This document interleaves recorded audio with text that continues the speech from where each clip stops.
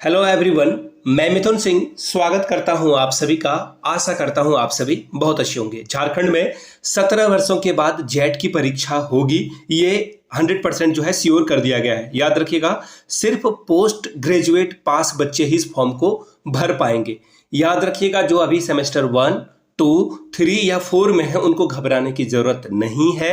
आपको शायद ये अपियरिंग वाले को भी जो है चांस देंगे।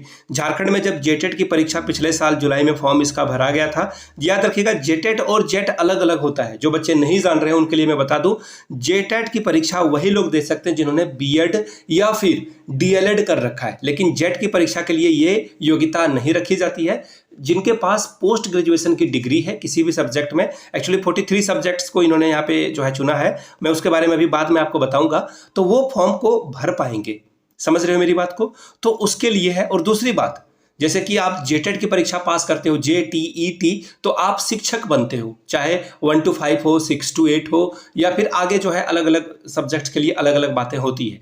लेकिन अगर आप जेट की परीक्षा पास कर लेते हो तो डेफिनेटली आपको जो है आने वाले वक्त में आप असिस्टेंट प्रोफेसर बन सकते हो। असिस्टेंट प्रोफेसर के लिए जो है जेट की परीक्षा अनिवार्य रूप से मानी जाती है। ठीक है जी, हम लोग बात करने वाले हैं इसके योग्यता, उम्र सीमा और सिलेक्शन प्रोसेस के बारे में। ठीक, इसको ध्यान में आप लोग रखिएगा।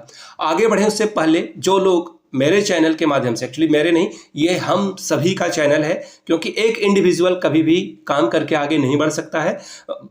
I need your support, actually my team needs your support. तो आप सपोर्ट करते हो, इसके लिए आप सभी का बहुत बहुत शुक्रिया।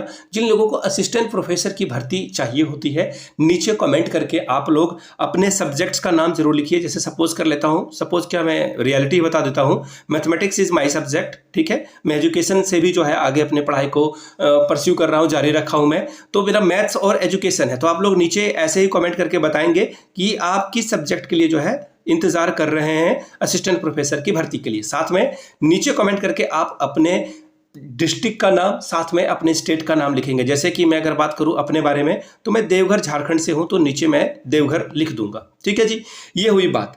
अब मैं आपको सीधे लेकर चलता हूं कि इसमें जो है कौन कौन से प्रोसेस से गुजरना होगा और एक एक चीजों को हम लोग ध्यान में रखेंगे। ठीक है, ये मैं जूम इन कर देता हूं ताकि आपको अच्छे से दिखे। सबसे पहले जेपीएससी के द्वारा जो है ये परीक्षा ली जाएगी।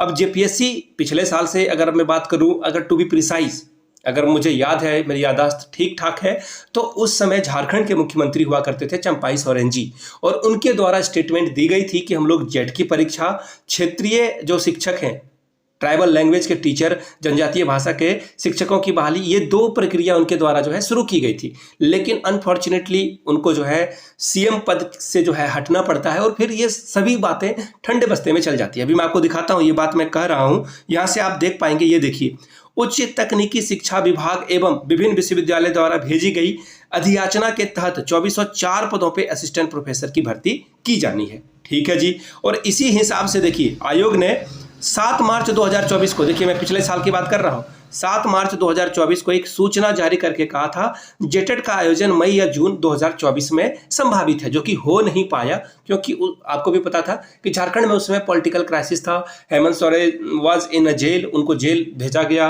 और फिर बहुत तरह की चीज़ें हुई। एक्चुअली बहुत सारी चीज़ें तो नहीं हुई, वो जेल जाते हैं, बस उनकी दाढ़ी और उनका लुक बढ़ जाता है, बाकी कोई चीज़ें झारखंड में नहीं बदलती है। हाँ, वो जेल से आते हैं वापस, और फिर मैया सम्मान योजना निकल जाता है। ठीक है जी, आगे देखिए। अब ये जो परीक्षा है इसके बारे में बात कर लेते हैं। जो सेमेस्टर 1, 2 या 3 में है, अभी ये भर्ती प्रक्रिया कब शुरू होगी, विज्ञापन आने के बाद भी मैं आपको बता दूं 2-2.5 महीने एप्लीकेशन फॉर्म लिया जाएगा। एक बार 1 महीने कुछ दिन के लिए एप्लीकेशन फॉर्म लेंगे, उसके बाद फिर डेट को एक्सटेंड किया जाएगा। जो मेरा एक्सपीरियंस है उसके हिसाब से, अगर एक्सटेंड नहीं किया जाता है तो फिर मैं उस पर कुछ नहीं कर सकता हूं। आप लोग पहले ही जो है आवेदन कर लीजिएगा, लेकिन अगर डेट एक्सटेंड किया जाता है तो फिर बाद में भी फॉर्म को भर सकते हैं। झारखंड के इतिहास के अकॉर्डिंग मैं आपको चीजें बता रहा हूं। अब आगे देखिए, यहाँ पे जेट की जो परीक्षा होगी, there is no negative marking, और उम्र सीमा की बाध्यता नहीं रहने वाली है, क्योंकि जेट की परीक्षा में देखिए 6% रिजल्ट ये जारी करेंगे। याद रखिएगा, 6% रिजल्ट ये जारी करेंगे। जितने बच्चे एग्जाम में अपियर होंगे उसमें से सिर्फ 6% बच्चों का रिजल्ट निकाला जाएगा। अब बोलोगे ये बात आपने कहाँ से बताई, तो देखिए मैं आपको बता दूं, यहाँ से आप देख पाएंगे। वेट अ मिनट, मैंने इसे पढ़ रखा है आपके लिए, और मैंने आपको बताया था, ये देखिए, ये रहा कुल शामिल अभ्यर्थियों का 6% रिजल्ट ही जारी किया जाएगा। अब देख लीजिए, जिसमें जो है 60 और 40 का रेशियो के हिसाब से जो है यहाँ पर रिजल्ट जारी किया जाएगा। ठीक है जी।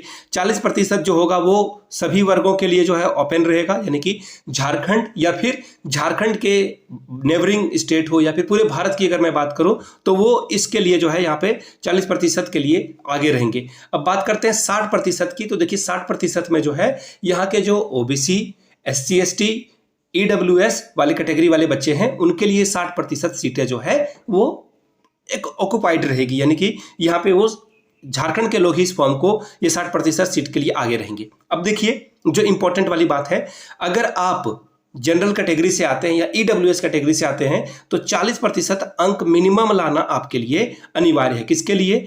UR और EWS के लिए ये जो है बाध्यता यहां पर रखी गई है। ठीक है जी, बहुत अच्छी बात है। अगर आप SC ST से हैं या BC से हैं, SC ST और BC के लिए जो है ये 35% रखी गई है। तो ये आपको ये बात समझ में आ गई होगी कि जनरल के लिए और EWS के लिए 40%, SC ST या फिर आप OBC BC हैं तो 35% अंक आपको लाना होगा। चलिए, ये बात तो आपको समझ में आ गई। अब देखिए जो जेट की परीक्षा है ना, ये शीघ्र जो है आयोजित करने वाला है। कितने विषयों पे? तो 43 सब्जेक्ट्स पे। और इसके लिए क्या क्या किया जाएगा? सबसे पहली बात है ये OMR पर एग्जाम लेंगे, यानी कि आपका एग्जाम जो है ऑफलाइन मोड में लिया जाएगा। ठीक है जी। इसके लिए क्या करना होगा सर? तो देखिए आपका 2 पेपर एग्जामिनेशन के लिए जो है आपको प्रिपेयर करना होगा। पहला पेपर 1 होगा, दूसरा आपका पेपर 2 होगा। पेपर 1 जो है कॉमन होगा, सभी विषय वाले जो विद्यार्थी हैं सबके लिए ये कॉमन होगा। अगर कोई मैथमेटिक्स का पेपर दे रहा है, संस्कृत का पेपर दे रहा है, एजुकेशन का पेपर दे रहा है, फिर भी उसे पेपर 1 पढ़ना ही पड़ेगा। अगर मैं बात करूं पेपर 2 की, तो पेपर 2 आपका कंसर्निंग सब्जेक्ट होगा। इसको ध्यान में आप लोग रखिएगा। नेगेटिव मार्किंग नहीं है, तो आपको जो है सभी क्वेश्चंस को सॉल्व करना जो है जरूरी हो जाएगा। ठीक है। अगर एग्जाम अलग अलग दिन होता है तो फिर नॉर्मलाइजेशन वगैरह की प्रक्रिया चलेगी। मुझे उस पर जो है थोड़ा सा एतबार नहीं है, क्योंकि इन्होंने लिख रखा है यहाँ से देखिए कि हम लोग जो है एक ही दिन में ये एग्जाम ले लेंगे, क्योंकि बहुत सारे विद्यार्थी तो होंगे नहीं।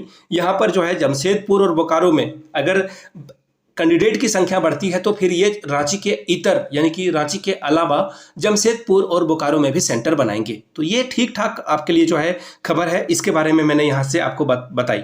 अब देखिए इन्होंने क्या बात बताई कि असिस्टेंट प्रोफेसर बनने के लिए जेट वाले बच्चों को प्रायोरिटी दी जाएगी, प्राथमिकता दी जाएगी। चलिए, बहुत अच्छी बात है। पहले जो है नेट और जेट दोनों को प्राथमिकता मिलती थी, और लेकिन जो जेट वाले होंगे उनको ज़्यादा मौका दिया जाएगा। इसके अलावा जो है पीएचडी में एडमिशन के लिए भी आपको दिया जाएगा। इसके अलावा देखिए पीएचडी में अगर आप एडमिशन ले लेते हैं तो आपको 2250 रुपये पर मंथ जो है सरकार भी आपको देगी। तो पैसे भी कमाने का आपके पास अपॉर्चुनिटी है कि आप जो है गवर्नमेंट यूनिवर्सिटीज़ में अगर आप कर रहे हैं पीएचडी, तो आपको ये जो पीछे से जो है पैसे भी प्रोवाइड कर दिए जाएंगे। तो ये जेट के बारे में खबर थी। इसके बारे में कुछ और डिटेल आएगी खबर तो मैं आपको बताऊंगा, और डिटेल में सारी बातें आपको बताई जाएगी। फिलहाल आप नीचे कमेंट करके जय हिंद जरूर लिख दीजिएगा। वीडियो अगर आपने यहाँ तक देख ली है और पसंद आया है मेरा काम, तो जय हिंद जरूर लिखिएगा, ताकि आगे आने वाले समय में आपके लिए इसी तरह से इंफॉर्मेटिव वीडियो मैं बनाता रहूं। वीडियो को आपने यहाँ तक देखा, प्यार दिया, इसके लिए आप सभी का बहुत बहुत शुक्रिया। Have a good day.